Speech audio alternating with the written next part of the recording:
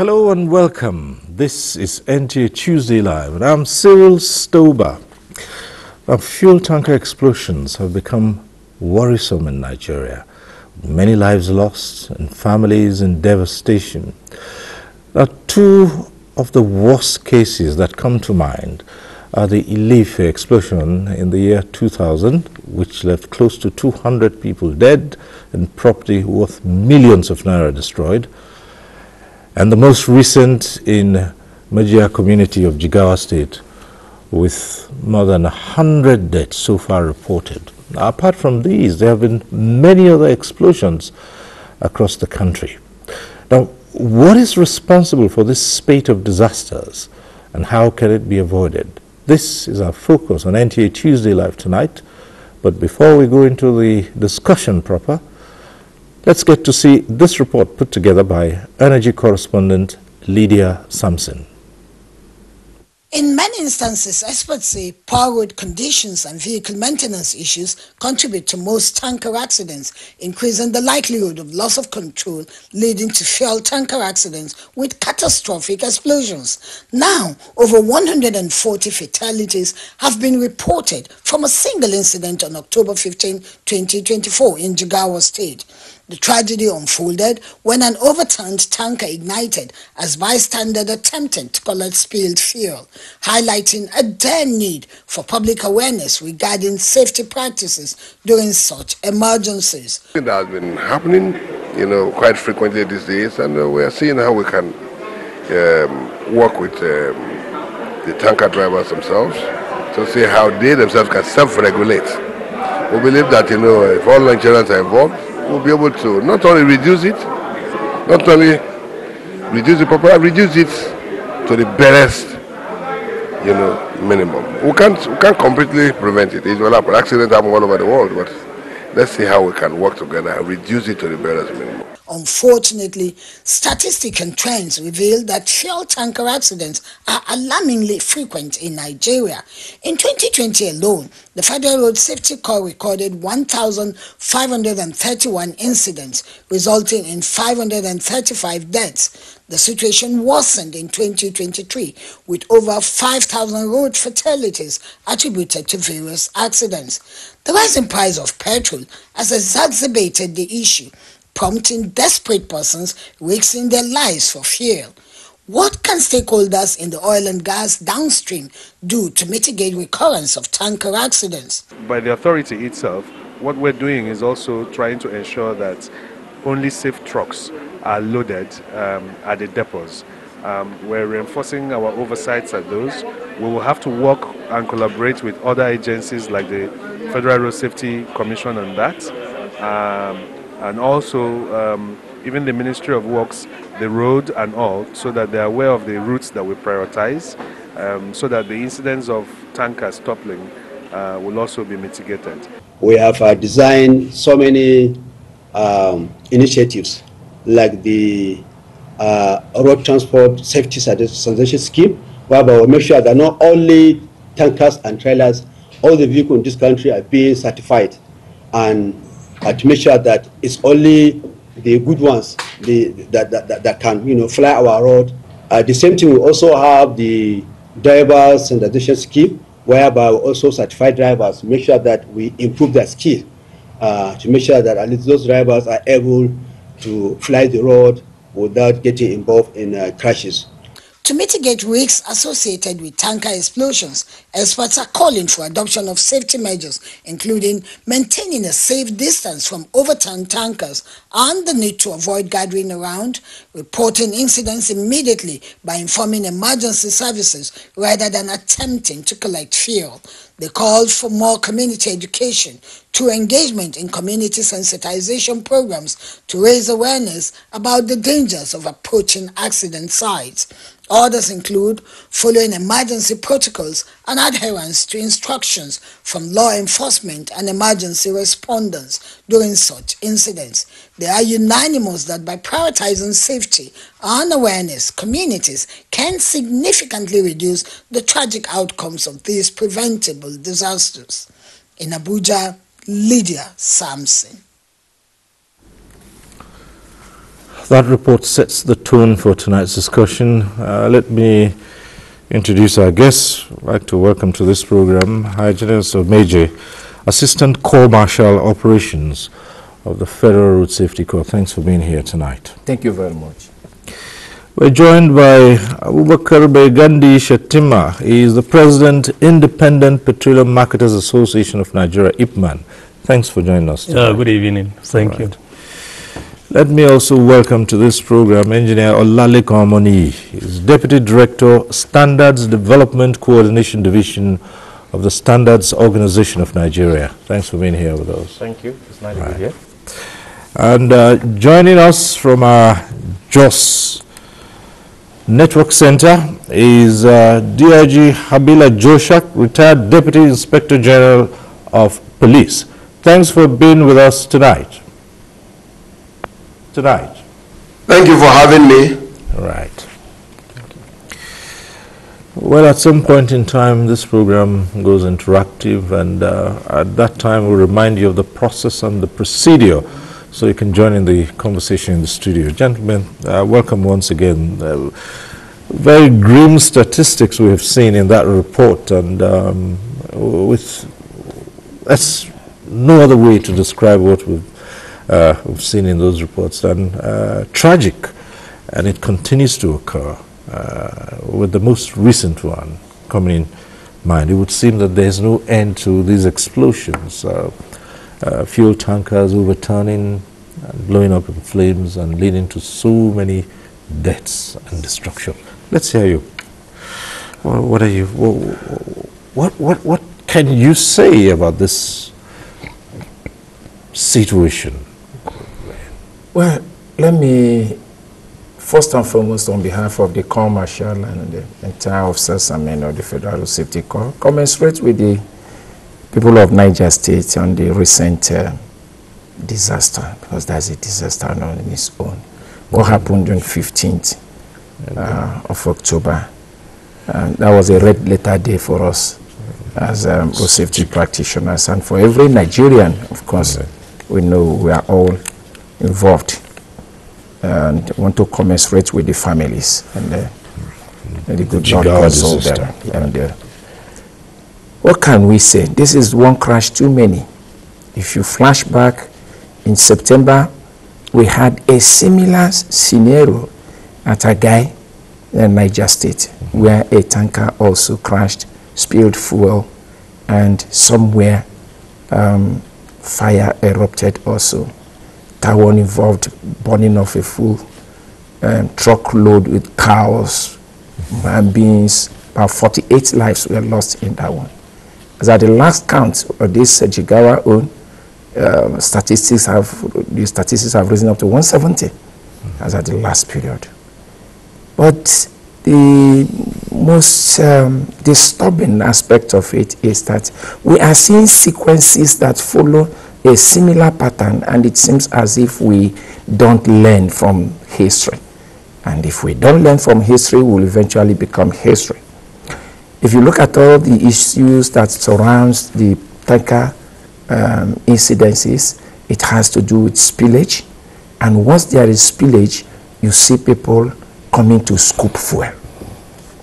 It will interest us to note that in that Jigawa incident, the initial crash, that the driver and the motorboy, they came out safely. But because there was a rollover and there was a spill, massive one, entered the canal and gathered as a pool somewhere, and the villagers gathered and they were scooping the fuel.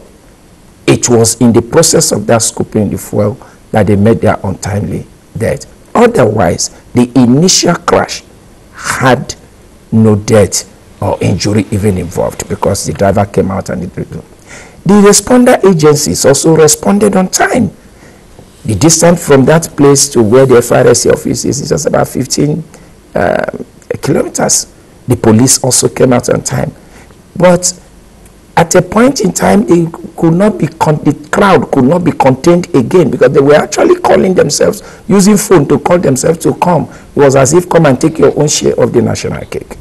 So again, you now see the role of public and massive education in these streams will play. But if you look at it generally, three major factors are involved: the human factor, the environment, and of course, the mechanical factor that has to do with the road.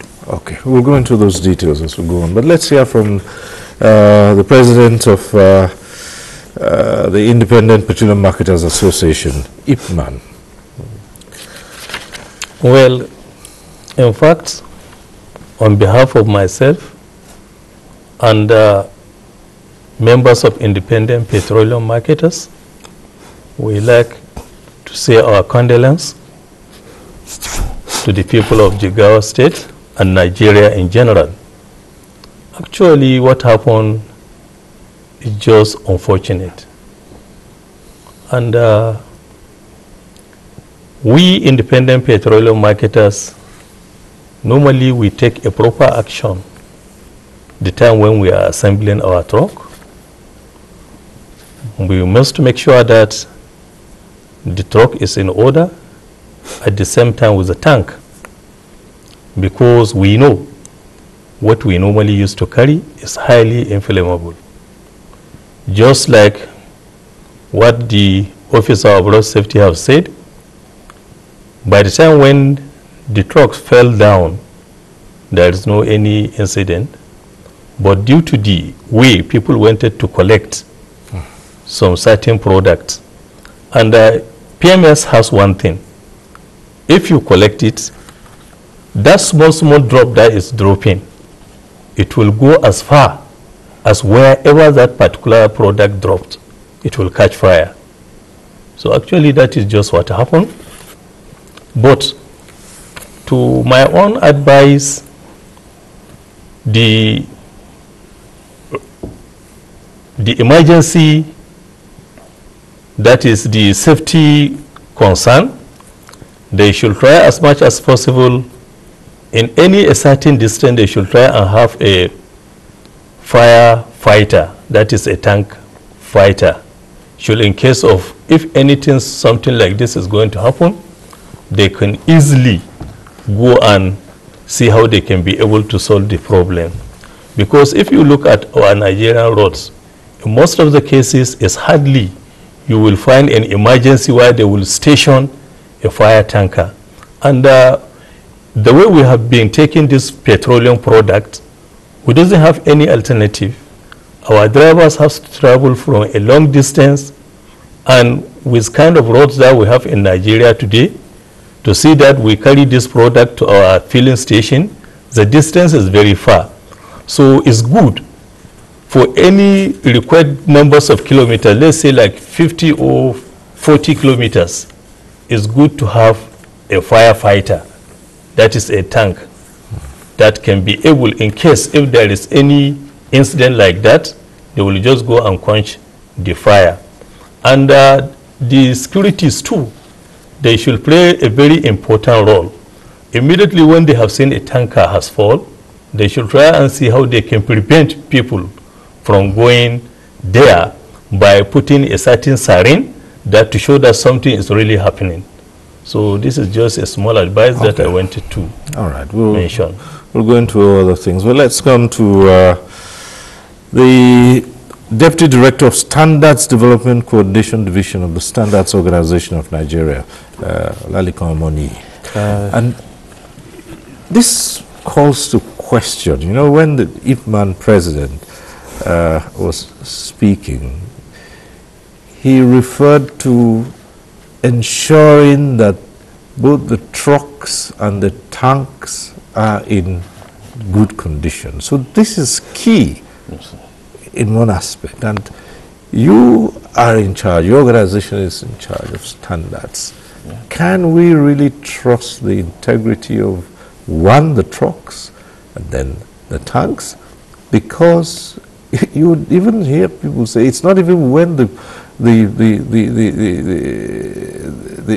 trucks fall over. Sometimes they're traveling on the road and the matter of spillage. I have driven before behind the tanker. I had to stop when products from that tanker was dripping all over the road. So, first of all, On behalf of my Director General, Dr. Ifeanyi Okeke, I want to commensurate with the Nigerians for the loss, this unfortunate loss. I will pray that this kind of thing will not repeat itself. But let me also say too that we are supposed to learn from this and to prevent this kind of thing from happening. Because as long as we have accidents and there is spillage, they will be able to control the crowd may be a bit hard. What we basically do as standard in Nigeria is to ensure that we put system in place that will prevent the accident from happening. For the tankers, for example, we have national standards that we actually elaborate and develop to ensure that when these tankers have accidents, there's supposed to be no spillage. When the tankers are coming from factories fresh, they are even pressure tested to see that there will be no leakage. But there's supposed to be another process after that. That was something we call periodic requalification, or we call recertification. That's supposed to take place every year on every tanker. That is the aspect that we are missing. Because within 1 year, normal vehicles will go for roadworthiness test. But roadworthiness test is just to check whether the engine is sound. But how about the tankers themselves? Are they requalified to ensure that they are safe?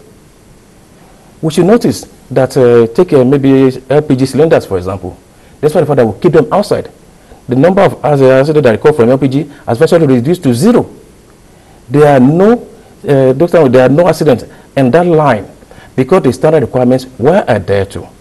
And people that also manufacture those things, that product was strictly certified and monitored to prevent accidents.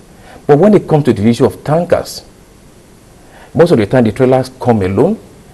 Tankers that are manufactured by maybe renowned manufacturers like Ameco and Fefa may not have problem, but we have roadside welders. And when those people fabricate the tankers, they do not comply with the requirements of the standard. But actually, the Director General has actually more or less directed the Standard Development Department Division to ensure that we constitute National Technical Committee to review national standard for tankers. Stakeholders, road safety normally work with us, even the NEPCO too, and other stakeholders who form part of that technical committee to review the CC standard, to also now find a way to ensure that we enforce periodic requalification. If we observe, most of the new tankers or trucks are not the ones that have accidents. Most of them that have been on the road for some time. I mentioned earlier, I said when there's accident, we're supposed to have 0 spillage. But when there's an accident now, the next thing is spillage. Because the air tightness is lost. And because one way or the other, maybe there's one issue or the other, there might be dents. Or maybe people might even tamper with the tankers. And thank God the NEPCO chairman said that there is a check, but we need an independent regulator to carry that one out. All right. More issues are coming up, but let's go over to Jos and speak to retired Deputy Inspector General of Police Habila Joshua and hear his initial comments about this situation. Very unfortunate situation, and these are things that can be avoided. But unfortunately, I do not think that we've done much to ensure that lives are lost and a lot of carnage on the roads. What I would rather say, we have to sit up to ensure that the tankers that will be used to transport this equipment must be that which has been made and calibrated for the purpose of what it is. The roads also, you know, are challenges. And so the roads are challenged, very, very challenging. Should we continue to transport this product by using transportation? Why don't we try as much as possible to ensure that railways for these purposes are made so that they can have a smooth drive? And so there are a lot of things that are not correct, and there are a lot of things that are very, very, very, very glaring, that without going back to the drawing board to ensure that even those drivers that are responsible for pulling these things Have they been properly trained? And are they very, very careful? Because there are a lot of them. You see young boys, speeding with a vehicle, with a truck that does not even has any resemblance of a truck that could deliver some products. And so there are a lot of things have not been arranged. And if we continue like this, I can assure you that there are a lot of challenges from the vessel to the roads, and those of them that are responsible for driving them also are not really trained to do that. So we need to go back to the drawing board to put this straight.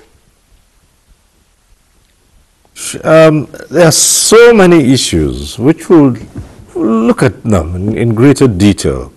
From what he's just said, I mean, the drivers themselves, are they well trained? Are they certified?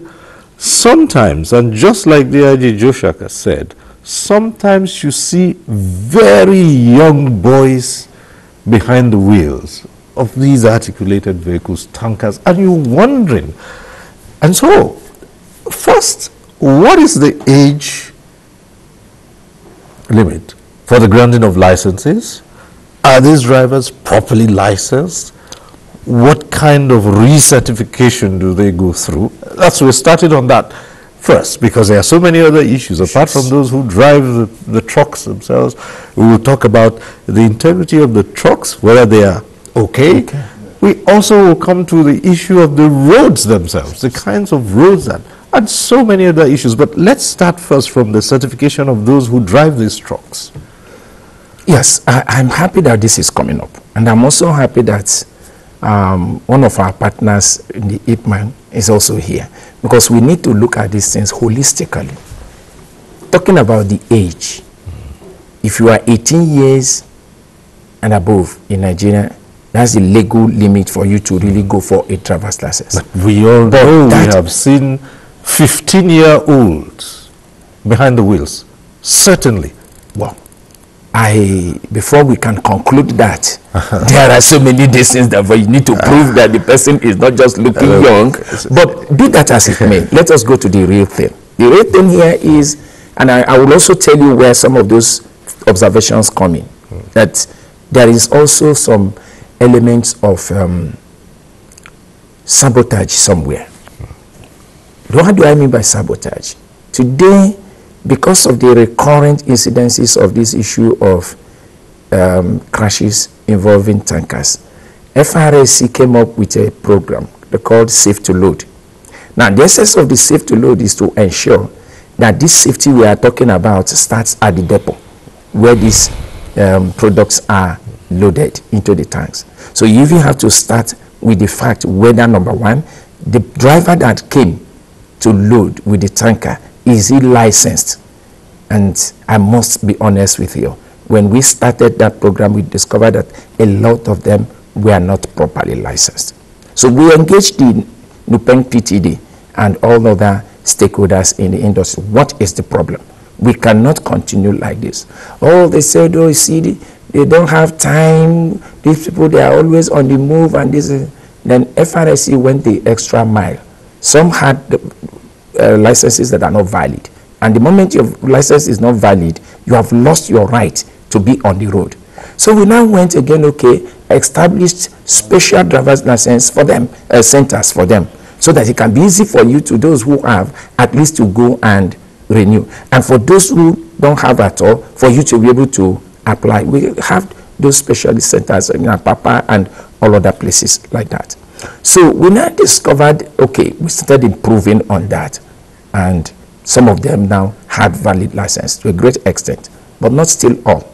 We are still battling it even as I speak with you, that those officers will say, if your license is not valid, you will not load. And that's where we are now. Then we have a case where a truck will come in with a licensed driver. They will show you everything is good. Then he now go in and he loads. But the moment he comes out, they hand over someone to else. to someone else, to the motor boy. Perhaps that's when you will see the 15-year-old who had been an apprentice that had been under the man driving those trucks. The same thing happens with the issue, and that's why I say I'm happy that Ipman is here, so that they also understand some of the things we see and see how they can help us in terms of self-regulating. We have cases where a truck will come in, you satisfy that this truck is okay to load. The moment you finish loading, it goes out. It is no longer that same truck that is going to transport this product to destination. There's a transload, because they know that this one is not going to be allowed to load. So it can't go into the depot to load. That these things are issues that we need to the driver look at holistically. And then the tank is... Yes, the driver that went in, had the license, you satisfy him because there's a checklist. Right. But by the time he goes on the road, he hands over to the motorboy. And that's why I said, because road safety is a shared responsibility.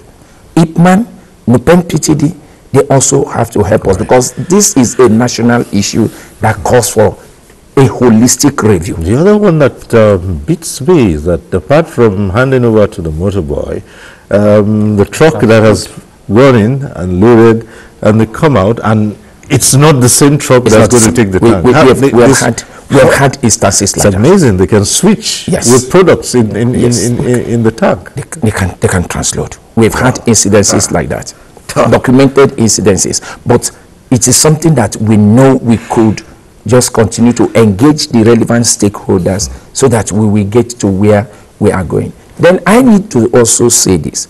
The fact that you are 18 years does not mean you will drive tanker. And again, I also want to implore our stakeholders. Who gives a truck to the person? We also look at the hiring system for these truck drivers. We need to review it seriously. That all the operators in the industry, NATO, Nupen, PTD, Ipman, we should sit down on the round table. At what age should we allow a driver to drive? Having the driver's license, it's pretends that yes, you are legally there, but we must have a relevant number of years of experience before we can give our trucks to a driver. Ipman President, what has Ipman been able to do to stem all this with so many angles to it now? Yeah. Well, from your own end, what have you been able to do? From our own end, definitely any truck that we buy together with the tank, we must make sure that we get a requirement, a standard requirement, before we put that particular road, that particular truck on the road. But the only thing that I have been thinking, if it's possible, the usage of tanks on Nigerian road is too much. Okay. We have to find another alternative. That is to say, those our depots, the government should find a solution, the way they can be able to push products to those depots. Just for example now, if you didn't go inside Lagos, there is no way you can be able to load your product. Even those who are in Musumi depot, it's not functioning. But by the time when you calculate the numbers of distance, it's just a small distance. So at least if there is reduction on the way we have been using the road, it will assist and reduce this kind of accident that has been happening. So let the Musumi depot be in order, Ibadan depot, Ilorin, Mina, Suleja, and other some depots. Even in Kano, there is a depot. So let the government try to see the way they can be able to put all these depots in order. Some of them are not functioning right now. Yes, they are not functioning because of the pipe vandalization. So if those pipes can be in order, I think it will reduce. Even this problem that we have been getting through the road is overusage, because every day you will be seeing trucks are passing with heavy load. So that is why the former inspector, the one who speak about the finding another alternative of DIG Joshua, he is saying the right thing, or else we should be using the train. Yes, I mean, we all recall when petroleum products were moved around on rail, and it's just a shame, really, that this has just become history now with the state of the railway system, and you didn't have that many trucks on the roads moving petroleum products. But again, it brings us to the question of the standards. I mean, you made an interesting revelation about the standards that are required for these vehicles to be able to transport products. But the question some of us would ask always is, who enforces, who ensures that these trucks remain within the limits of those standards? Yes, a truck is registered today, you check everything is fine, it's okay, the pressure, it's all right. But after how many years do we go back and say, who recertifies this? Then, of course, the other aspect, which you said, there are people who fabricate, local fabricators. How do they get those tanks on the roads, and who approves their use? Well, on the aspect of certification, the initial certification for every new vehicles or even new product passes through SON, and especially the one that come from import or the one that are manufactured by MECO, IPI, NEFOFA, and Co. Those some are conform to the requirement of the standard. Now, the other aspect is now the aspect of who do the requalification. Once a tractor has left the initial manufacturer, most of them, they don't bring it back. Even the aspect of roadworthiness that we say the FAO should do, FAO is only limited to what they can do. He mentioned that they check that made the requirement of the standard. I mean, I like to ask that which particular standard? Because most people are not even aware that there's a Nigerian national standard for those tankers. Now, if they when we elaborate the standard for the standards, the issue of accident was not that rampant. Now we are now discovering that there is need to establish guidelines for requalification of the standard of the tankers. Now you mentioned the issue of who will do the requalification. No matter we are being to say, okay, take the tankers back to the fabricators, but that may not be possible. The decision on that has to be taken by all stakeholders. Road safety, for example, recertify the drivers, but the tankers themselves are equipment. And for you to recertify, you need equipment, pressure testing equipment. You need qualified welders. Basically, you need a recertification test centers to do it. The same way for maybe like LPG cylinders, I would say LPG cylinders every 5 years must be qualified. And there are test centers that have been established in collaboration with NDPRA. But even that, you know, it hardly ever takes place because lots of people buy those things and that's it. Years and no one takes it back and nobody checks. No, the LPG cylinder, the way the standard was configured, it saw that while the working pressure is 6 bar, we decided to be able to withstand pressure of 30 bar, while the burst pressure is about 70 bar. So no matter what happens, it cannot get to the pressure where it can burst. But for tankers, because of the thickness of it, let me say thinness of the shell, the pressure is a bit low. But what we just do is that a tanker is supposed to be filled up to 90% of the volume, and because maybe temperature increase and vapor pressure, it's able to at least withstand a reasonable amount of pressure without leakage. Is that adhered to? Is there a way to ensure that it's adhered to 90%? At the initial coming out, it is done. But the qualification now, we are saying that actually the assignment will be given to the National Technical Committee. The DG has already, as I mentioned earlier, approved the National Technical Committee on road tankers to be reconstituted. We should address this issue. Look, there's a standard, but how do we address the issue of requalification? And requalification should be done yearly, because a lot of things might have happened along the line. There might be accidents, there might have been denting, that might have even affected the consumer, and because of people to also want to even more or less sustain the consumers, they might even affect the infrastructure internally. So the qualification will check for the quality and also check for the calibration to check what is actually the actual carry, the actual volume that is stated therein.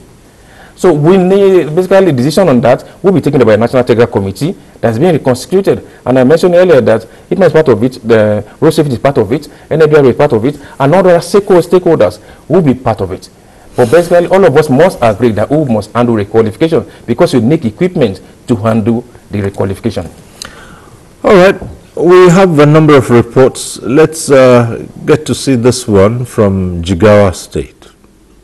The Majia tanker explosion has come and gone, leaving families of the dead mourning and the injured being taken care of by their immediate family members. Though a natural phenomenon, the Majia tanker explosion is the first and worst tragedy that happens in the history of Jigawa State.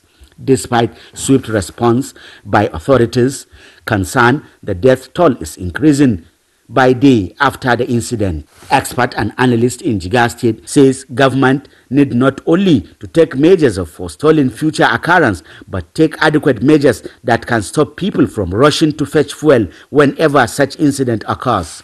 There is also need to prioritize safety measures that can reduce rate of losing lives in such occurrences by sensitizing the people on dangers associated with explosions. We are going to collaborate with the other emergency responders such as SEMA and NEMA and Red Cross.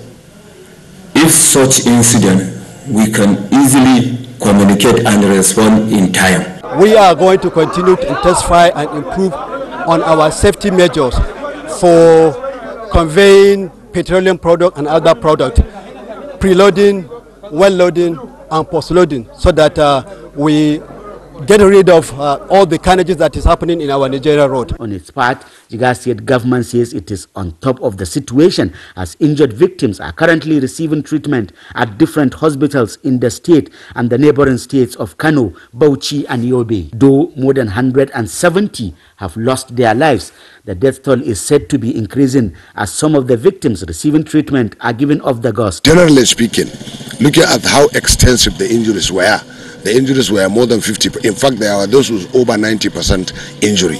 Those of them are in intensive care in all the barriers in Azare, in Kano, AKTH, and in orthopedic hospital. I think we will be very happy at the way the hospitals are managing this particular kind of patients and this particular degree of burns. Since the occurrence of the tanker explosion, the state have witnessed influx of sympathizers on daily basis. Emir of Dutse was among those that visited victims at Rashid Shakoni Hospital. This is a very horrific situation we're in, but Alhamdulillah, those that are here are being well taken care of. So we have to thank the state government and the management, hospital management for the prompt response that they're given and the attention they're given to the burnt victims. And we pray that those that lost their lives, may Allah forgive them their shortcomings, and may Jannatul Firdaus be their final destination. As survivors continue to receive treatment at different hospitals, it is hoped that people will take lessons from the Majia incident, praying for their quick response. In Dutse, Awal Muhammad Kazauri. The next report comes from Lagos. Jigawa State tanker explosion no doubt will linger in the memories of many for long, no thanks to the level of destruction and loss of lives that accompanied the sad incident.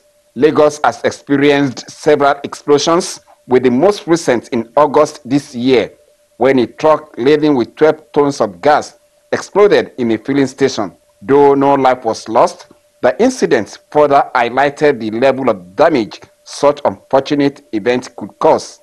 Due to its devastating effects on lives and property, stakeholders are of the opinion that good infrastructural plan and sensitization will checkmate reoccurring explosions caused by tankers. I believe that there must be improvement in the sensitization of these drivers. The truck owners must sensitize their drivers on safety measures.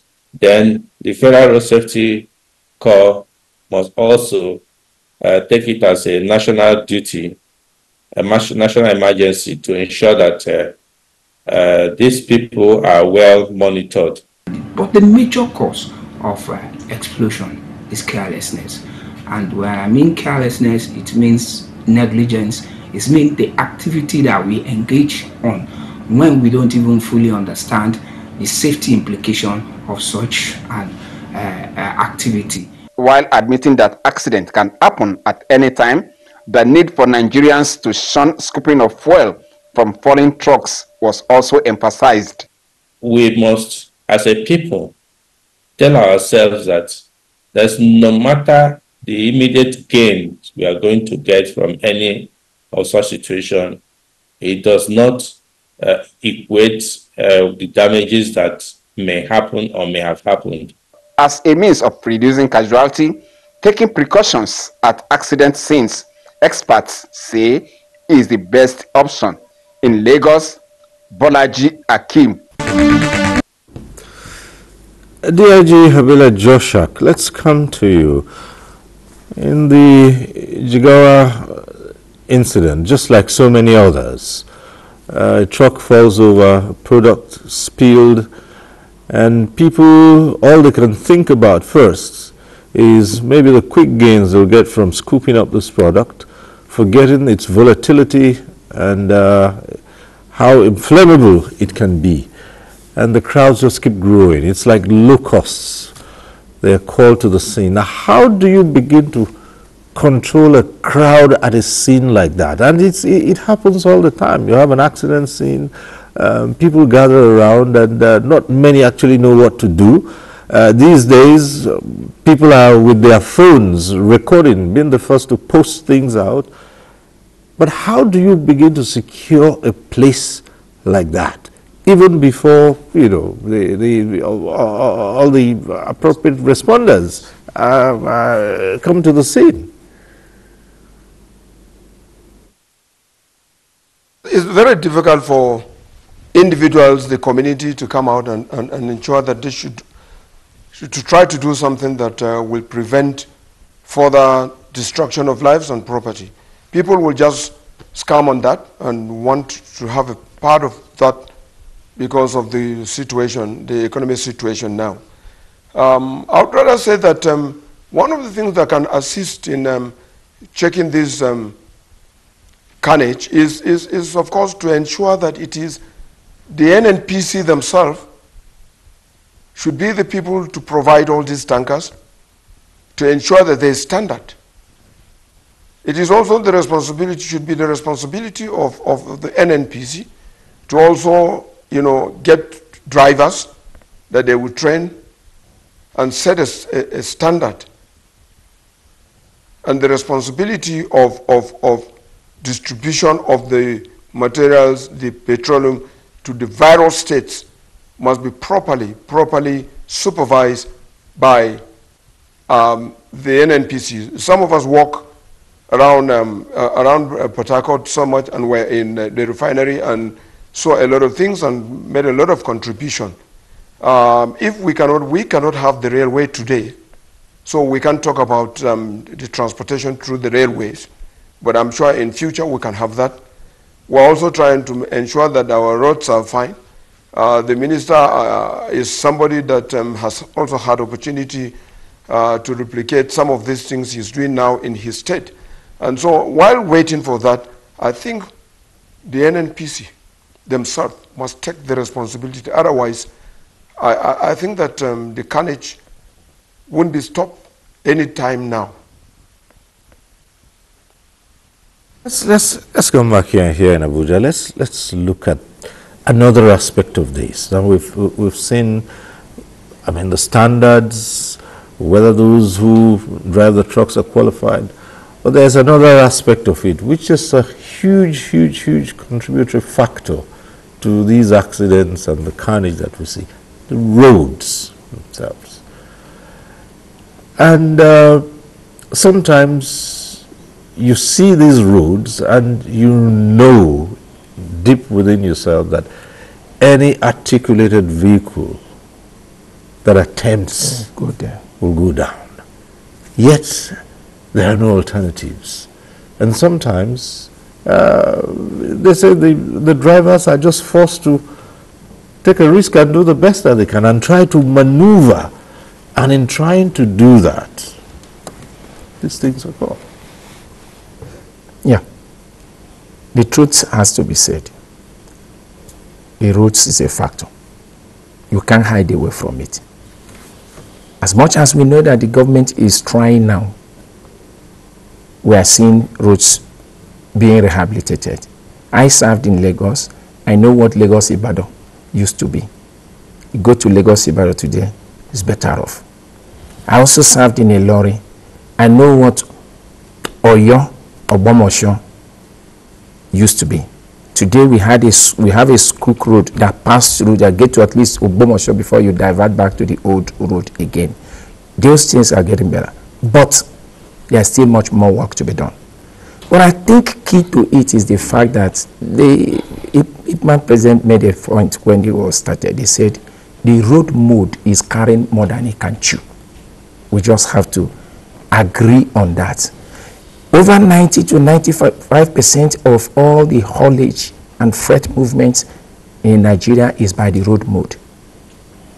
The inland waterways is not there anywhere contributing anything. The rail, as we all know, has been in comatose state, is just coming back. And what is coming back is even the passenger rail that we have today. We are yet to be able to carry cargo on rail now. What is the percentage of this you can do? You can do the pipelines have been vandalized that you cannot. But I know that the federal government is also taking in this line because this is giving everybody consign. I was privileged to be on the team that the commercial paid a visit to the Honorable Minister of State for Petroleum Resources, Oil. And he alluded to the fact that we understand that there's a challenge here, and sooner than later, pipelines will come back again to the degree using the latest technology that they cannot be able to vandalize the way they vandalized the ones we had, because the ones we had was actually aged and it could be easily punctured. But the road mode is a factor that needs to be looked at. I think what the government can do presently is to take these corridors. We know the truck corridors. To take the truck corridors and give it just that stretch rehabilitation. Pay attention to all those. Let's get these truck corridors. And I remember when the Honorable Minister of Works started, he said our roads is going to go concrete. He's going to use concrete, which is a very good way to go. Because if you look at those roads that we are referring to, they are all failed portions, issues of failed portions of the road. The roads have been rehabilitated over and over times, and they keep on failing because of a lot of factors. I can tell you, we are not complying with the axle load. That is another factor that we also need to look at. You find out that these trucks, we used to know that these tankers are built to just have 33,000 liters of fuel. But today we have tankers that are 45, we have tankers that are 50, we have tankers that are 60. So the issue of tonnage and on this road, exerting more this same pressure on the road is also a factor. We also used to know that we used to have weight bridges where before these trucks can go through, they will go and be weighed. And if it is above, you are not allowed to go through. So because it is now time for us to start to look at these things holistically. We look forward to this, and I know the Honorable Minister is thinking in that regard. We'll bring back the toll gates and, of course, the way bridges. Because you can't pass through the toll gate without going through the way bridges. These are the reasons why our roads have been failing. And until we address it, we are not going to make any headway. We must make sure all the terminal operators and the depot operators must have internal way bridges where when you finish loading, because we are talking about the wet cargo, sir, the problem is also there in the dry cargo. So that before you leave the port, you must also weigh. Those things are supposed to weigh. The terminal operators are supposed to have way bridges in the same way with their depot, so that the road we are rehabilitating today will not fail again tomorrow because of excess load on it. So I agree that we deserve a better road. The government is doing itself. This is not something that started today. The failed portions was a gradual thing, a gradual thing, a gradual thing over the years. And you don't also separate it from the economy, because all these things are all issue of funding and capital. Well, Igman President, and at some point, as independent petroleum marketers, your products have been distributed. Unfortunately, it doesn't look as if that would witness any sharp reduction anytime soon, even as the government works on providing more infrastructure and more.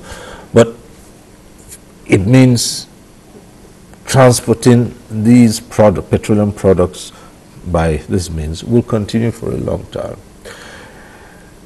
At what point can Ipman now come in and say, look, this is happening too many times, and we as marketers need to enforce the kinds of trucks and tanks that should carry our products? Well, normally, we independent petroleum marketers, we take extra measures if we wanted to buy a tank. We have to consider a standard place where they normally sell these tanks. Why? Because the tank and the head of the tank alone is almost amounting to 100 million naira. When you include the product, it will around 150 million naira. That is the reason why we always take serious measures to make sure that we buy standard tanks and head. And we don't normally compromise. That is, if you check the nature of the way our roads are in Nigeria today, if not because we have standard vehicles, I'm telling you, there will be a lot of accident. And even if a tanker fall, just as we have said, you know somebody who carry 45,000 liters and accidentally the truck fall down. See the heaviness of that product. And at the end of the day, you may find that the product will not come out. But because of the economic situation of the country, you may find that masses will come around to see how they can lose the valve where the product will start flowing. And if the product started flowing, the product will not catch fire immediately to the truck. But you know, as a villagers, when you carry the fuel, you may decide to put it anywhere. So by the time when they put this, it will catch fire from that place, then it will come back to the tank. So in a nutshell, we have been trying our best to see that we at least we make sure that we prevent the life.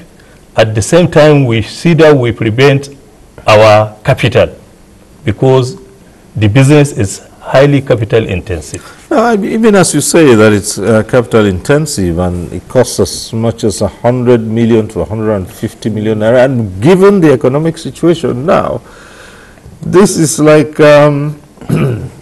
providing the platform for people to cut corners and try and find a way of circumventing standards. Yes.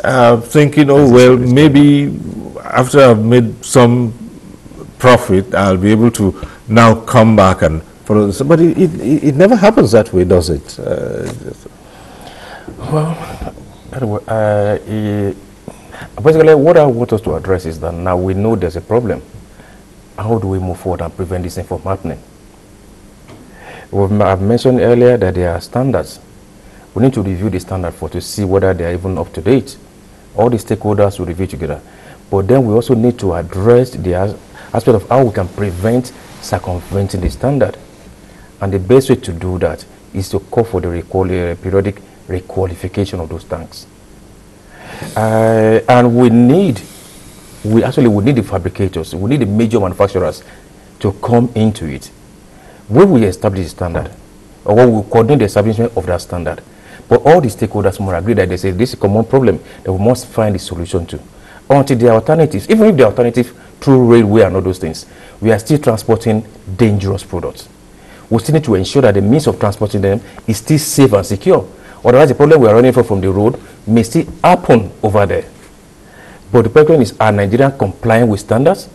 And how do we compel the Nigerians to comply with standard? Look, the issue of safety is everybody's responsibility. We are calling all the stakeholders. Look, let us find a way to mutually address this issue and resolve it. We have standard in place, but let's find a way to reinforce it, ensure that everybody comply with it. Fine, we want to encourage self-regulations, but sometimes it takes somebody as far off to tell you whether you are doing something right or wrong. If I'm the owner of a truck, I will tell you the truck is okay. But if I now know that I have to go through rigorous certification, somebody, a third party, to recertify me, then I'll take more care on that. The road above will take it so. But then we want to ensure that, you mentioned earlier that some instances when the vehicle toppled, their fuel may not spill. We say, okay, now the people come and open the valve. Is there something that we can do so that when it's fall down, they will not be able to open the valve? That means there could be improvement or review of the standard to put an additional safety measure to be there so that when we even spill the gas, for example, when gas fall, nobody there even go there. There's no even means for you to even open the valve. We could put a form of system, a double lock system there, that they will not know where it will be, so that when it's fell, then they will know, and there's no spillage. It will prevent people from going there. But we must first of all agree on what those measures will be. Some only present platform, but we get all the stakeholders to now agree that, look, this is what other countries have similar problem. How do they resolve it? Okay, let us incorporate to a standard. When we now have that standard, then let us find a way to enforce it. How many Nigerians, how many stakeholders are even aware that there are even standard for Nigeria standard for trucks? We say we check at the point of importation or at the point of when they leave the factory. But after leaving the factories, how many even have a copy of the standard in their place? But I mean to say this, we still need to work more with the road safety and the various vehicle inspection offices to ensure that when we're doing normal roadworthiness, we go beyond just checking the roadworthiness vehicle and to checking the safety of the tanks. Road people are not equipped to do that kind of thing. But all of us, including the ministry too, the Ministry of Transport, and other relevant ministries, all of us must collaborate towards introducing requalification. Even if we have road bridges, we still need a qualification. At this point, we'll take a short break. When we return, we'll open the phone lines. You can contribute to the discussion, and then we'll have another report, and we'll try to look at other aspects of this this conversation. And it's so tough because here we're talking about frequent loss of lives and property, destruction of the very fabric of the nation, losing its manpower, its resource, the best of its resources, and how even the economic situation in the country contributes to that. Because what drives a man to go scoop spilled petroleum products on the highway, putting himself at risk? Stay with us, we'll be back shortly.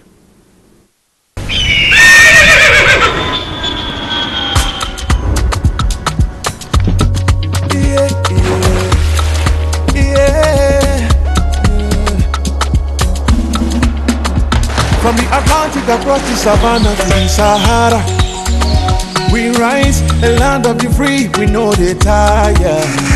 We dream great, our spirit is undying. Resilient, rooted like palm tree, we sway in colors, we tanda gidima, we bet solutions, we ignite passion, yeah.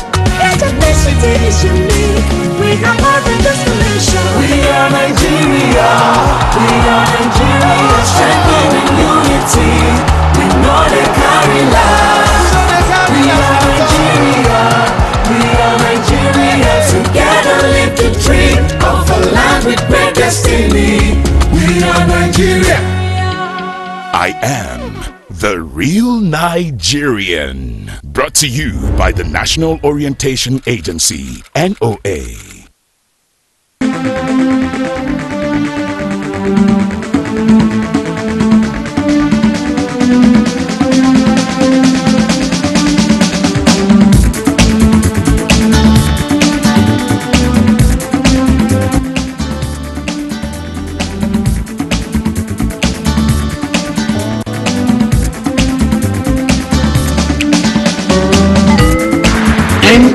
NTA Tuesday Live, a network issue-oriented innovation talk show. Thanks for staying with us. The issue today is one that's grim. I describe it as such. Fuel tanker explosions. It's becoming too regular. Nigerian roads, so many factors responsible. So this segment will start off with another of our reports, but just to say that this is when we open the phone lines and you can call in to be part of the discussion. And as we always say, if you're calling in and your call gets through, do us a favor, turn down the volume of your TV set. That's the way to avoid the hurlback or the echo. And we encourage you to go straight to the point and not bother too much about greetings. Just a simple hello would do. Now let's get to see this report from Oka. Years back, Anambra State witnessed tanker explosions that claimed lives and property. Such incident occurred in 2022 when a gas tanker lost control along Enugu-Onitsha Expressway Umunya axis, rammed into a shuttle bus and exploded, with the vehicles burning 2 persons to death, leaving 3 others injured. Similar incident also occurred at Onitsha when a gas truck discharging products exploded. 2 filling stations were razed with buildings and vehicles around, though no casualties. With 0 incidents within the last year and so far in the year in Anambra State, residents are urged to, in case of any incident, avoid crash sites to forestall risk of explosions, health hazards, property damage and environmental pollution to maintain safety, especially in this Ember month. We encourage in the Anambra, whenever there is an incident, please don't go over there to pack foodstuff or fuel or diesel. It is disastrous. In the process, there might be spark, and when there is spark, it will trigger a fire. And when it happens, just like what happened in Jigawa, there will be a disaster. And with that disaster will affect the people around there. To me, it's something that when it happens, people should not get themselves involved. No matter the scenario, whether the fire is there or not, you shouldn't even try to get near to that particular arena. I would tell her that they should not go there because it normally kills people. Because in Nigeria now, when they see an accident, they will rush to carry their things. It's not good. They also suggest authorities to be proactive during emergencies to avert any casualties, while truck drivers also take caution. I think Anambra State government should create a path for them to be moving on, to avoid moving on a major area where all those other commuters are moving around to. Citizens are reminded that life is precious and scooping fuel from any crashed petrol tanker, no matter the reason, is never worth the danger. Therefore, they should alert authorities and emergency services immediately. In Oka, Ngozi Ukekaro. Well, back to the studio discussion, and as you put in your calls to be part of finding a solution to this, we've seen from so many angles, from the human angle. But again, the question of changing of attitudes, even under very difficult circumstances. For this, I'd like to go to a Jos Center and speak with retired DIG Joshak one more time. Yes, putting in measures to control a crowd at an accident scene might be one of the most difficult tasks in this part of the world. People always gather around, sometimes for noble purposes, to offer assistance. But these days, it's more out of seeing what they can get from the scene of an accident. And so, a lot of enlightenment is recommended for people to. But again, there are people who say to you that a hungry man loses a little bit of his, senses, and at that point in time, you're just thinking of what you can get immediately and not about the dangers. And so, how do we begin to change people's attitudes to say, look, even if a tanker has fallen over and the product is spilling on the road right in front of you, what you need to do is to get out of that place as fast as possible and report to authorities. How do you begin to bring people to change those attitudes, to realize the dangers inherent in scooping up products, tampering with the valves, or such other activities? It's not very easy for you to convince a crowd hanging around an incident that there are some products that they will need to fetch. It's very difficult to convince them to leave the place. And that's why we have to initially ensure that we don't allow it to happen. If it does happen, it's always very, very difficult for you to catch people out, to push them out.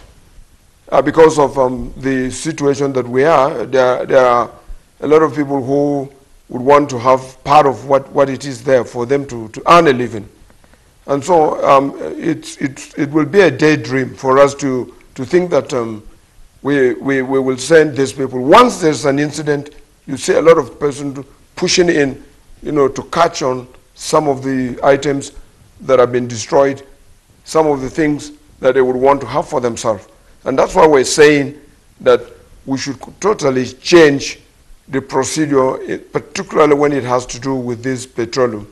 There are ways that we can ensure that safety is put in front.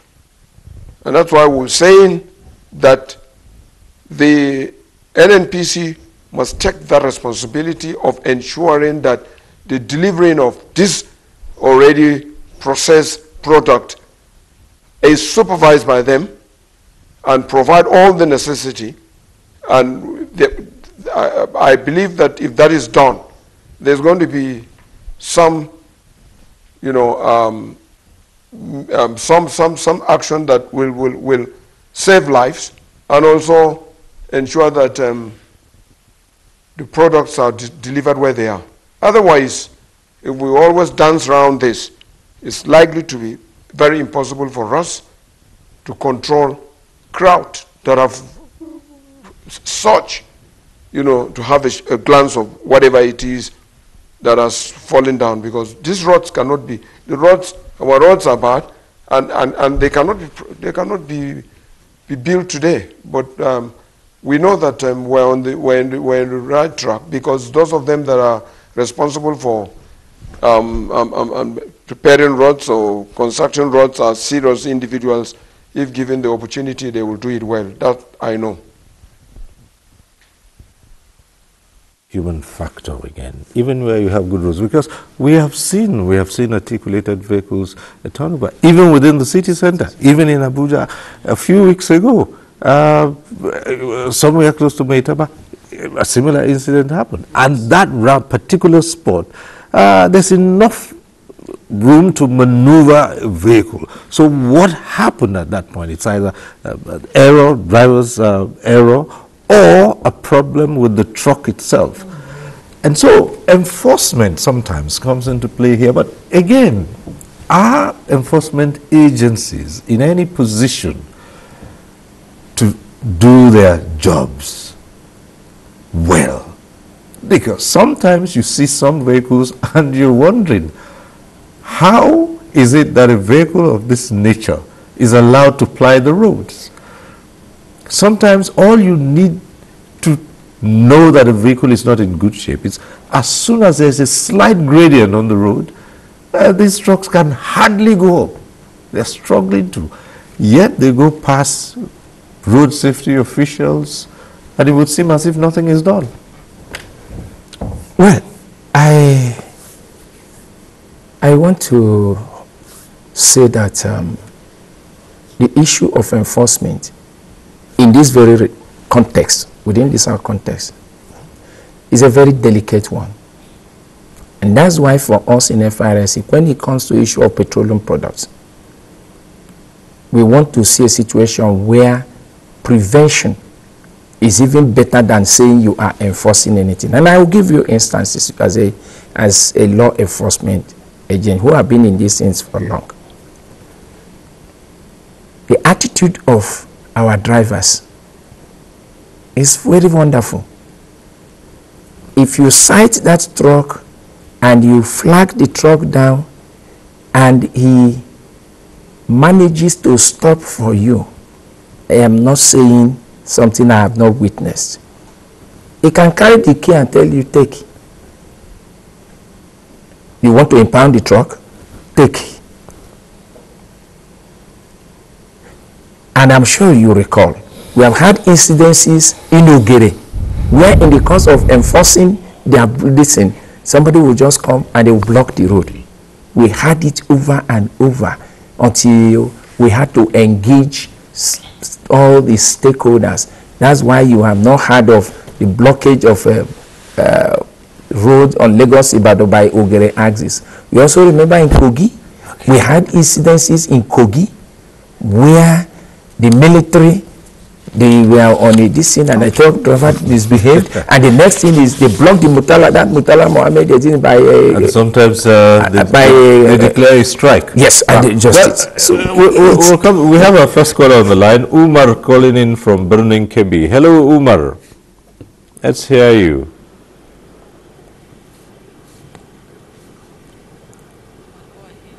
Hello, Umar, are you still there? I'm still there. Go ahead.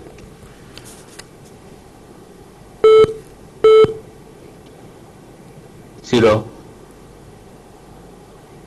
Yes, my name is Umar Anache, name.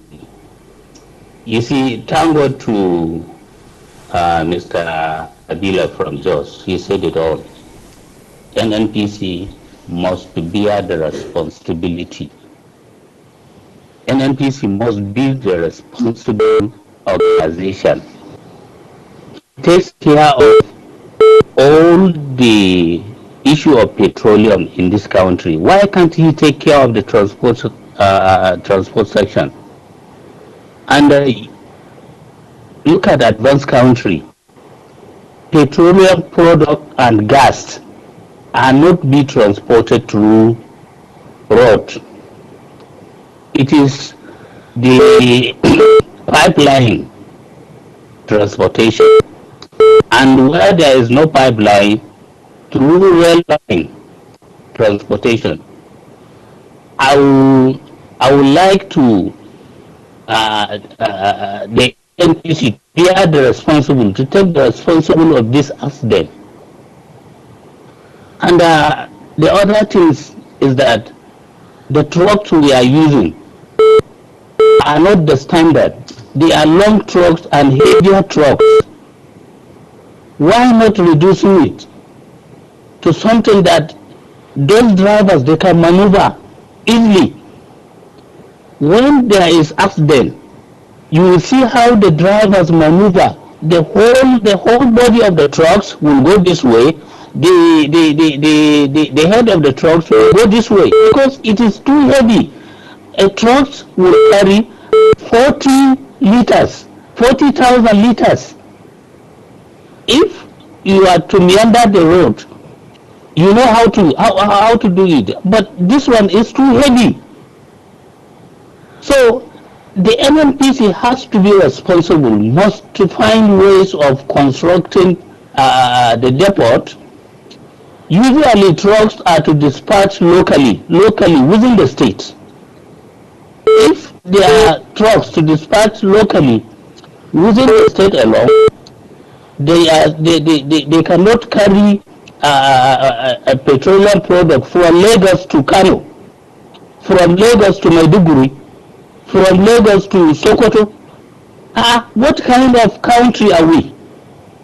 May God continue to bless our country. Let me stop here. Thank you. Thank you very much, Umar.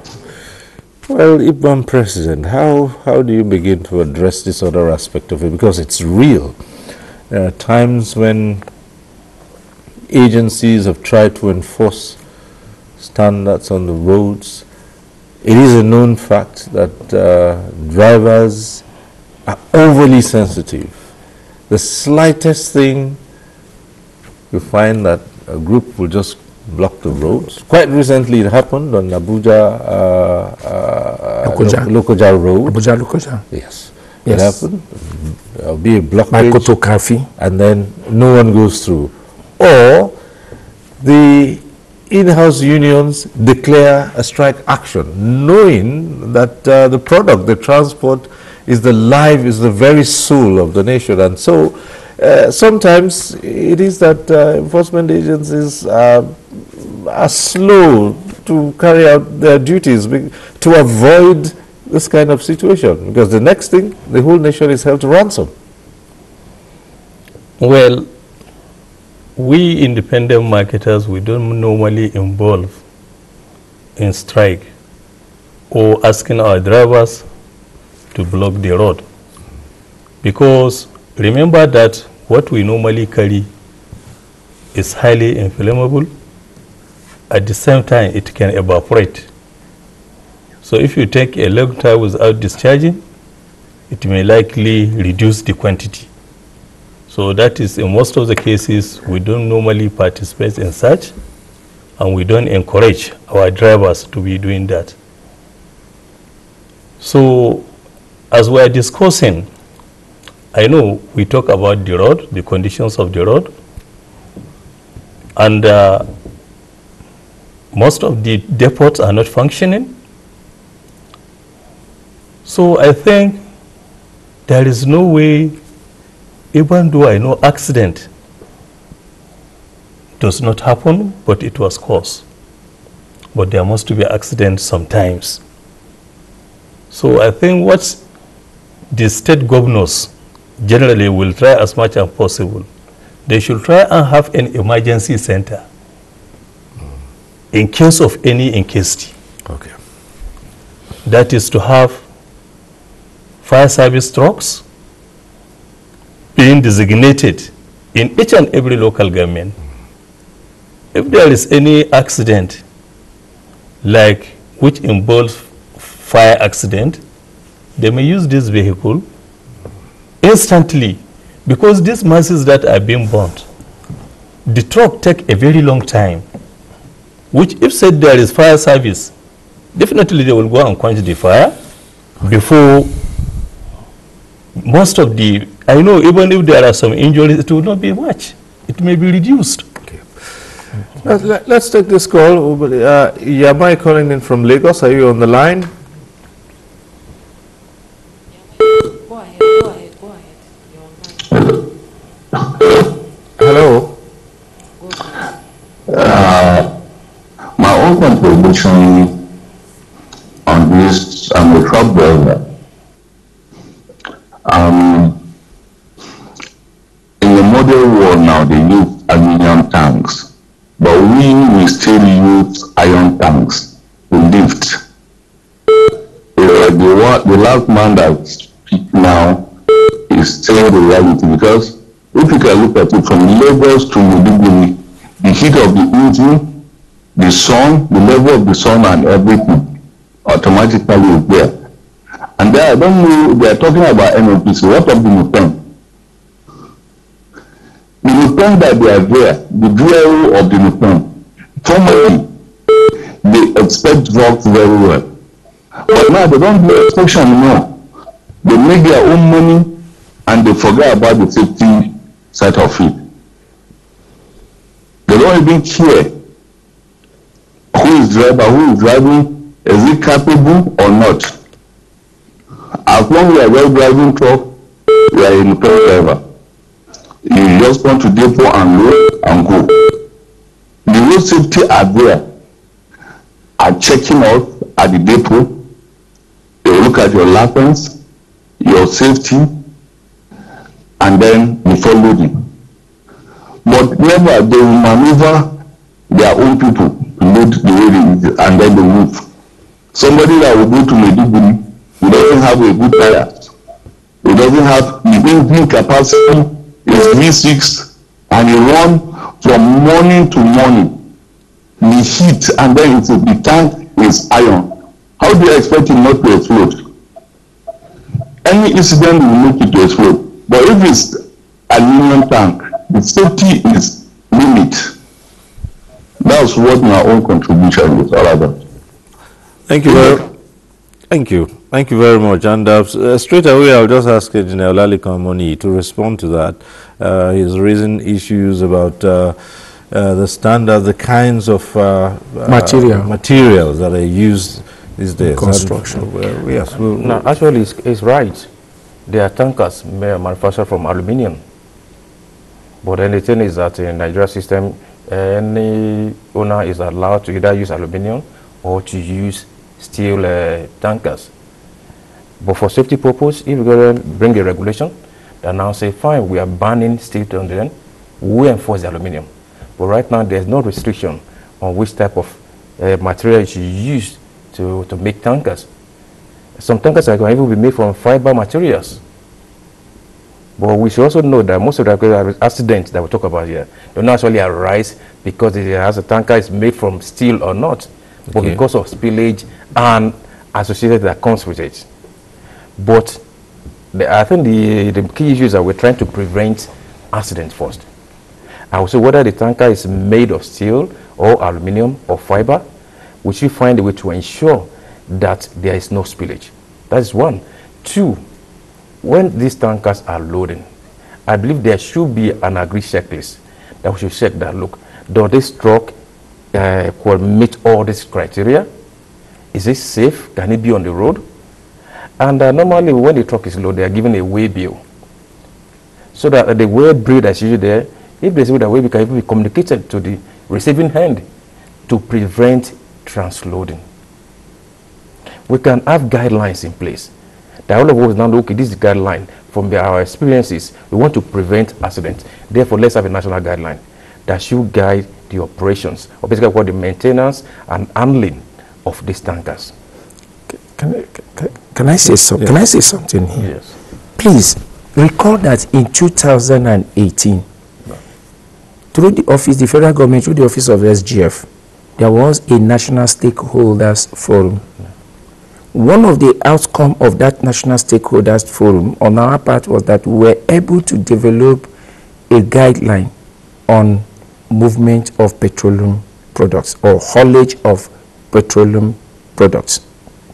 That guideline is still there, but the protocol on transportation, just on transportation.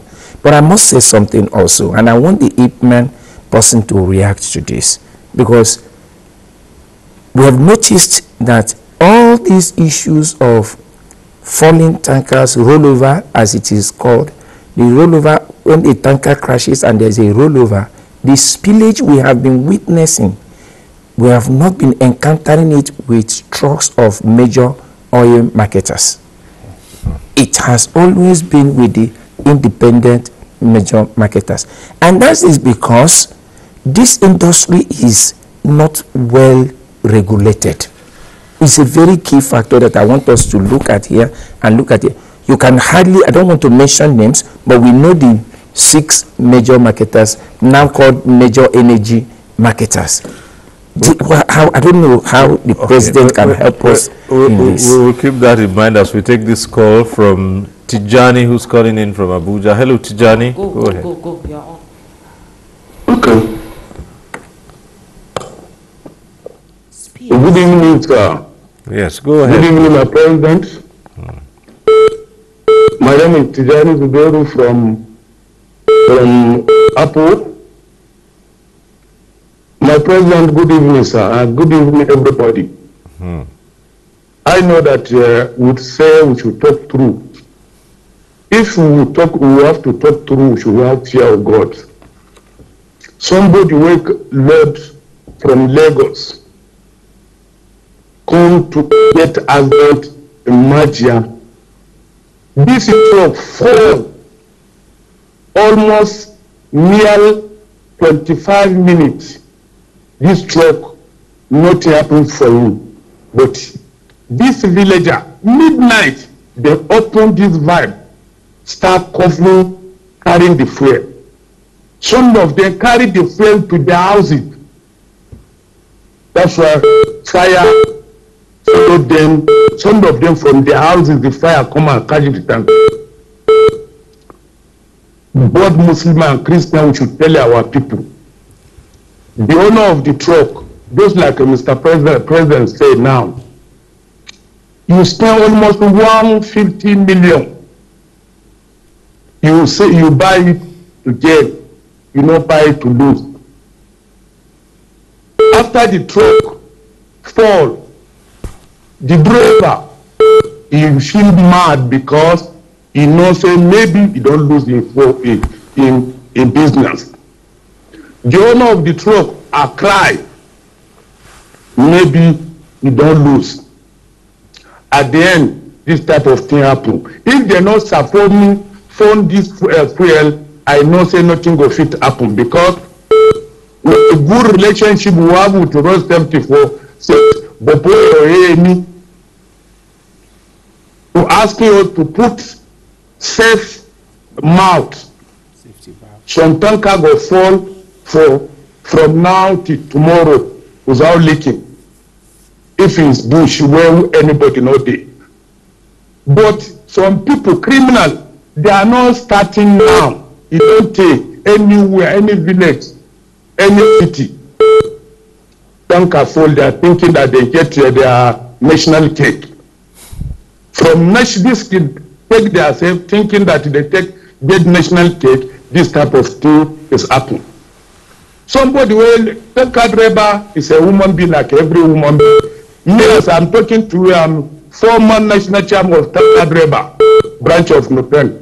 The road safety know me, the president know who is talking to. Our former DIG, Abila, we know each other. Somebody talk about NNPC. If the NNPC buy truck, woman be go drive the truck. It's the same thing, woman be go drive the truck. Somebody carry fuel from Port Harcourt. Something happen on Thursday, this Thursday way pass in Pico Junction here. Everybody where they go Mina know the place is no good. The driver is not running. Road safety confirm for your people in Sulega. The aid just come out. Tanker tell 60,000 liters before you know. On Thursday, people not sleep till Friday, till they filling this fuel. NATO, ITMA, PTD, and Niger State support us to go and look for road fire service to come and stand there, because some of them are saying if you not allow them, even security, they try their best. Police, AFS, they try their best. Road safety, but they not give them chance that if you no want us to take this fuel, we go burn the motor. Now so they perform all this fuel. So we have to tell our people they should change from this type of attitude. Thank you very much, sir. Thank you very much, Tijani. That's an insight into, what really occurs, and he's brought so many of these incidents to the fore, and you could see by his confidence that, he's told us he's a tanker driver, and that even our guests here are well aware of what he's saying. So this is what we had raised earlier on when I asked DIG Habila Joshua, how do you change people's attitudes? Yeah. See. Well, let me come and respond to my friend here of safety. He said most of the trucks that he has been seeing, what I want you to understand, most of the Nigerian trucks that you have seen on the road, tankers, are owned by independent petroleum marketers. Either a major marketer, whatever kind of marketer. So the trucks are the same. It's not easily to identify, to categorize and say this one is this one is that. So all the trucks are the same. Most of our independent petroleum marketers, they are transporters for major marketers. Okay. Just like what Tijani Zubari have said when they mentioned the NNPC. NNPC, they doesn't have their own personal trucks. They rely on independent petroleum marketers to transport their goods. The same thing applies to the major marketers. So the categories of the trucks are the same. So there is no acquisition on that. But my belief We are even very lucky. Most of the trucks that are falling down, especially in the bush, it's hardly you will see this kind of situation. But if a truck, normally our much fear, if a tanker fall inside the town, actually we develop serious fear, because we know in trying to go to siphon the product, it can easily catch fire. That is the reason why always I have been emphasizing, let the government have a proper information, that is orientation program, to tell Nigerians the implication of this highly inflammable product in case of any incasity. At the same time, to see that they developed an emergency fire service point. Immediately when there is an issue, especially in the town, they can quickly run and quench the fire. You've mentioned this so many times. You've drawn attention to orientation. That's it. Has to go. Okay. Always. All right. Let's take this call from Port Harcourt. Antai calling in from Port Harcourt, and then we'll come back to the studio. Hello. Hello. Hello. Let's go right ahead. Good evening. Go right ahead. Hello. Yes, go ahead. We can hear you.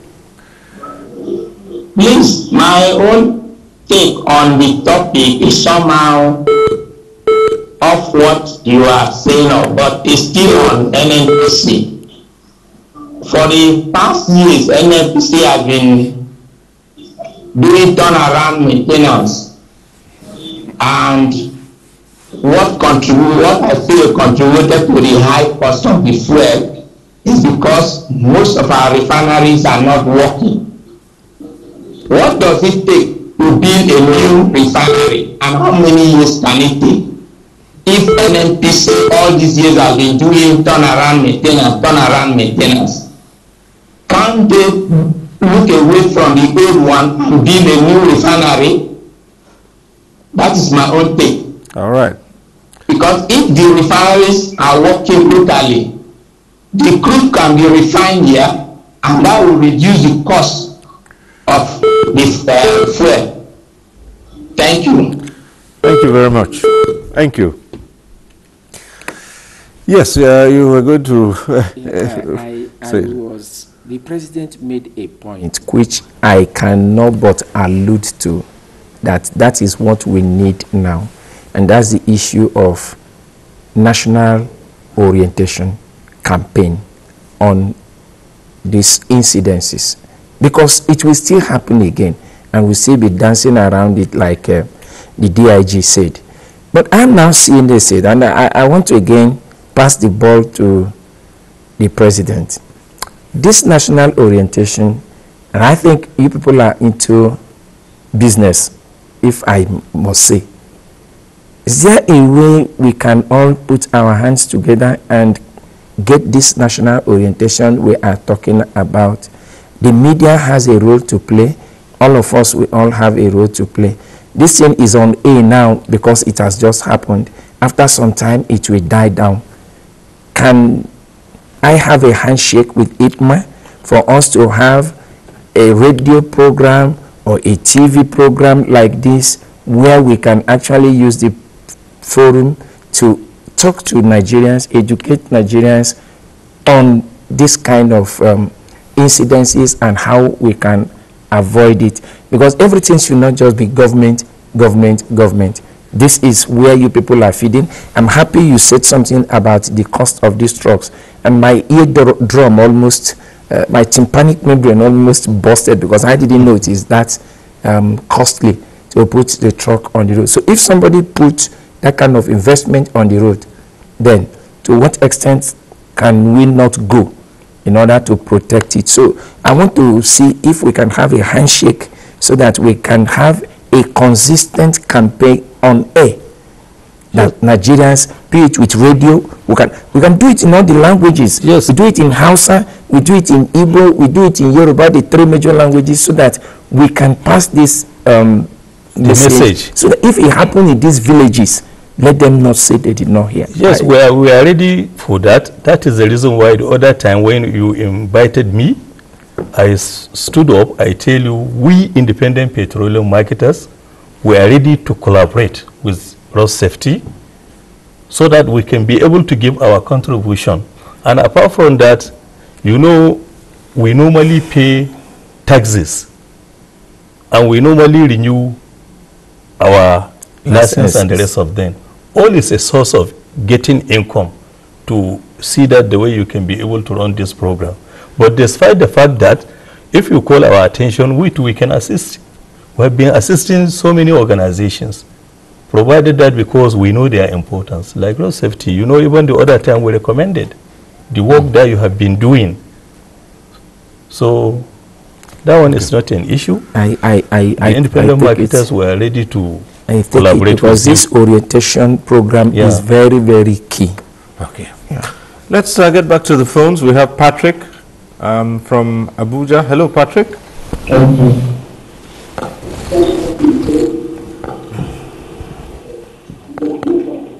Yes, good evening, sir. Right, evening. Let me first of all commend the efforts of Executive Abuja so far. You know, for staying awake at this hour of the day to discuss about Nigeria. Yes, I want to talk particularly about our roads. All of these problems boil down to our roads. As I speak to you, if there is anything will do to tell the federal government to ensure the state of emergency and federal government will let us do it. Please. Especially where the tankers are coming from. Okay, you can imagine a scenario where we have more than 2 to 3 depots in Calabar where they do petroleum products and they take to Benue State, to Nasarawa, to Abuja. Currently now, the road from Umbok Junction to Abuja in Cross River State, you know, is totally bad. But I speak to you now, most about 100 tankers are parked on the road. You know, with petroleum products, they cannot move. You know, if you're coming from Abuja, or if you're coming from Abuja to Benue, to Nasarawa, to Benue State, I want to access Cross. You cannot access. As I speak to you now, by the truck are parked on the road, AA truck are parked on the road with petroleum products, you know, 100 tankers are parked on the road. You know, what about the way it's coming out from Calabar? The same thing. Trying to access Calabar to Benue State, all the vehicles are parked on the road. You know, and from the current product,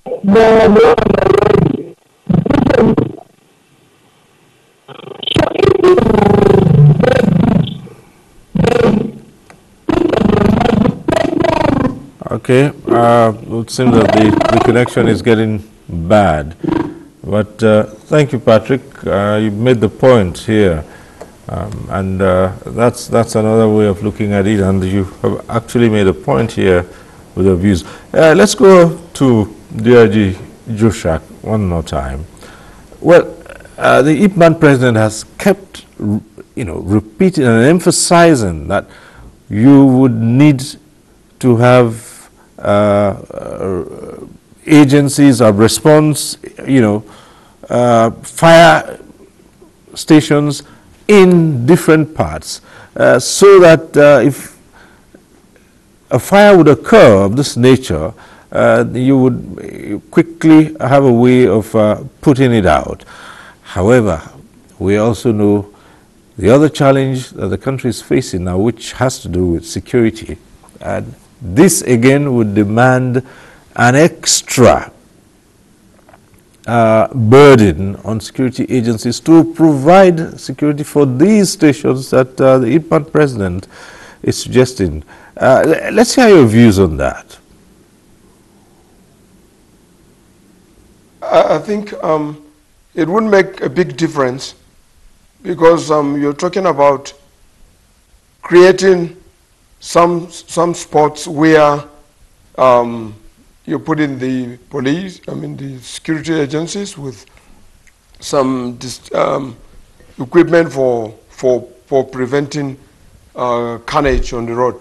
I think we can do better than that. And like I said, I had a lot of knowledge about the refinery. And like I said, while I was heading the mobile police in Rivers, I was in the NNPC. And then a lot of things we realized. I think the NNPC or whoever the government want to do should have that sole responsibility of ensuring that products that are loaded are driven out and knowing where they're going and who is doing that. Once you become stringent and look at lives that are being destroyed, with possible solution that could prevent that, then I think we've started it. We've done something. The public, the citizen would want to see a situation where right away the refinery, the NNPC must bring out something that will ensure that some of this carnage is stopped or is reduced to the barest minimum.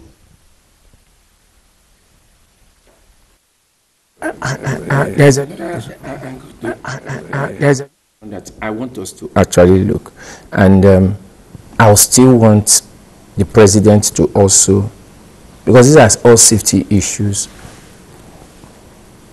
Most of these crashes also occur at night, and I don't know whether, because when we're looking at government regulations, let's also see how we can come in with self-regulations. Because I know that the road, we have all agreed that the state of the road is not what it should totally be. Okay. But yet, we allow this to drive at night. So perhaps I might even ask the IPMA president here, yes, which is a better time to move petroleum products across the country? Is it during the day or at night? Night. Well, if not because of the safety, the night will be better. But because of the situation where we find ourselves, the night journey is not good presently in our country for heavy trucks. And that is the reason why we normally tell all our drivers, immediately when it is getting night, they should park till morning. I think it's a regulation which each and every one of us, both road safety and everybody were all aware. And we normally find those drivers who travel in the night. But in a good situation, if everything is equal and the road is good and there is proper management of the road, that journey will be better for a bigger trucks. Okay. And you also talked about evaporation being a factor. Yes. Or, the expansion of even, the products. Yes, even because of the atmosphere too, in the night, it normally becomes cooler than in the daytime, especially in the north. Well, we have just a few more minutes left on the program, so let's begin to look at far-reaching solutions to how this problem might be solved. And Engineer Olaliko Amoni. Well, if you want to key into the president, one of his 8-point agenda on infrastructure and transportation for economic growth, we should try to take a cue from the PCG, Presidential Comprehensive National Gas Initiative, where we're trying to introduce Nigerian gas vehicle monitoring system. We can do that for trucking system too. And basically, what does the Nigerian gas vehicle monitoring gas system does? Is to ensure that all the equipment for the CNG are sourced from certified sources. And the person that also carry out the installation is known. The person that will do this recertification is known. So periodically, even the plate number is also distinct. But when any vehicle that was on the road, when the road safety even put the plate number on and it's into the system, it will tell you whether this vehicle has been recertified. and so on and so forth. If we can do that for compressed natural gas, we can also have same for trucking system, all in the name of safety. When people know that there's a system that will monitor the safety on regular basis, the road may be bad, but first of all, we need to actually ensure that the equipment too is in top notch. That is the aspect I want to start from. That. Let's have a system in place for ensuring that vehicles are recertified as when due, and have a system in place to monitor so that there won't be any form of short-changing. When we have that truck monitoring system in place, the issue of transloading will reduce. At the same time too, the person that will also drive to must also be captured into the system too. So we only know that we only use certified drivers. We can start with that. Right, thank you. Let's go to Jos, AIG Joshak. We are winding down now, so your closing comments and the best way you've spoken about it, that you think that the NNPCL needs to do more to ensure that this product that, is moved around in a safer manner than it is currently.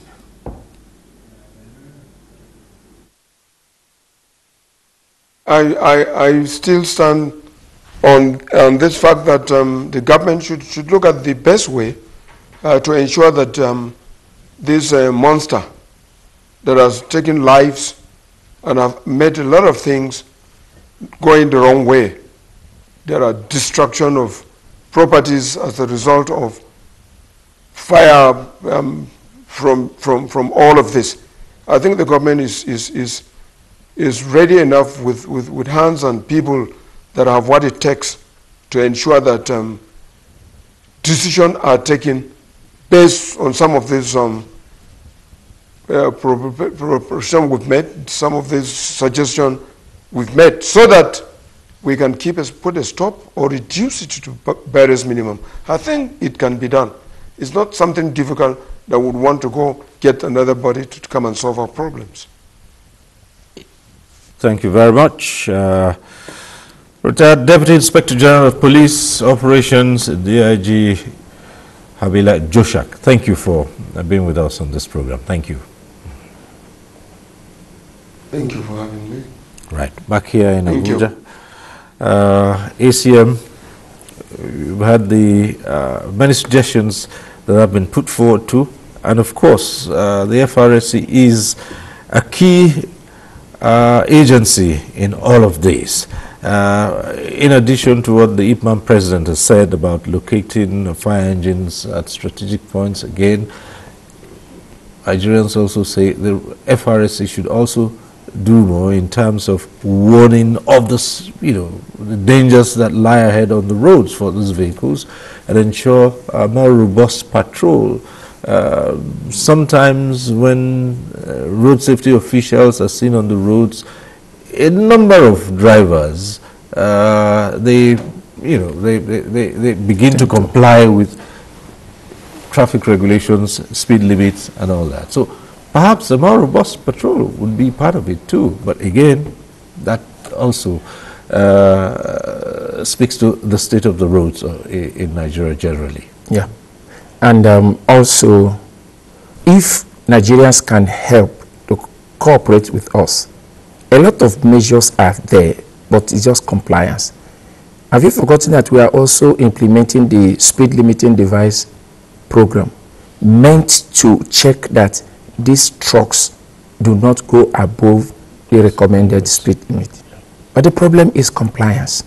And I'm happy that the president is here. They have been supporting us, and like he said, we need more collaboration, we need more support, ensuring that all members see to it that they install those speed limit devices so that the drivers do not overspeed, and also the issue of the safety valves in all these trucks, because the truth is that all over the world, trucks do roll over. The problem with our own is that when it rolls over, because of the absence of safety valves, it spills. If we can also change our attitude to all these scenarios in terms of scooping, it will also go a long way in help in this. Speaking of speed governors in vehicles, I'd like to come to the standards organization quickly on that. Actually, we are collaborating with the road safety on that. We have a scheme in place to ensure that only certified speed limiters are installed in vehicles. Asking so that. Oh, well, how about, insisting, for instance, like some countries do, that even vehicles that are imported, that are brought in, must comply to that, especially, you would say this time, of course, new vehicles, because for those that already, what we refer to as a tokumbo, that means you have to come and reinstall here. That again might be, a factor that most people would not want to comply with, saying that they'll have to spend extra money. The speed limiting issue at the moment, I think, is limited to commercial vehicles. Yes, and most commercial vehicles, actually, we basically certify the product. The enforcement of whether people comply with it is that of the road safety. So, but if there's a regulation today that says the speed limiter must be installed before the vehicle gets into the country, we can also enforce that. But there must be a regulation to that effect. Or another way would be that we review the existing standard for vehicles to now say that the vehicles that are coming in must have a speed limiter installed in them. Okay, for these commercial vehicles and particularly for these trucks. Yes. All right. Okay, so one final word from the IPMAN president, Abubakar Baigandi Shatima. Well, I have already said, if the government can find it easier, let them see how all these depots will start functioning, so that to reduce pressure into the whole side, in terms of drivers and in terms of road. Because I think what is happening to our Nigerians road today is because of the much pressure put in. So even if the government has been doing their best, because any side of the country when you go, you have been seeing the way they have been maintaining this road. But because the load that is passing, the trucks that are passing, there are too many. Okay. So if they can be able to see how our depots, and we thank God, Dangote has already started his refinery. If NNPC refinery too can be in order, all this thing will reduce the pressure on our Nigerian roads. Well, thank you very much, and I'd also like to thank our guests. Thank you for being here. Assistant Co-Marshal Operations, FRSC, Hajinoso Major, thank you for being here. Thank you very much. And IPMAN President, we always welcome your contributions. Thank you very much. Thank you for being here. Thank you. And Engineer Olalikon Omoni, Deputy Director of Standards Development Coordination Division of the Standards Organization of Nigeria. Thank you. Thank you very much. Thank you for having us. And thank you too for being part of this program. Next week we'll be back with NTA Tuesday Live. I'm Cyril Stover. Bye for now.